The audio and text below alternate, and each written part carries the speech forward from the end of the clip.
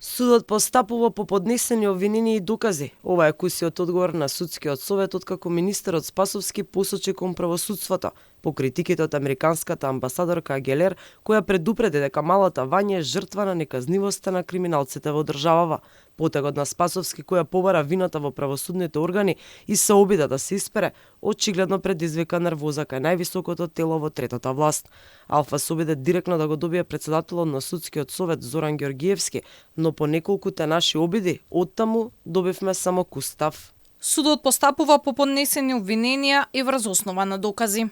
Ова укажува дека и од судскиот совет не препознаваат вина кај себе за она што го зборува американската амбасадорка. Критиките очигледно сега се насочени кон јавното обвинителство. Оттаму не соопштуваат ништо поконкретно за случајот Вања. Денеска кратко информираа дека се уште не го добиле обдукцијскиот наод од судска медицина.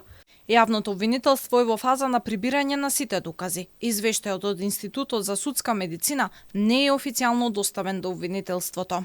Министерот Спасовски, кој вчера не препозна пропусти кај полицијата, денеска замина на пат за Естонија. Освен што не гледа одговорност кај себе институцијата со која раководи, за случајот Вања тој не сподели какви било други детали. Кажа дека ќе имало информации кога ќе требало да се соопштат. До тогаш она што јавноста го знае дека главно осомничениот за двојното свирепо убиство Љупчо Палевски е во екстрадицијски притвор во Турција, а останатите осомничени соучесници се во притвор во Македонија.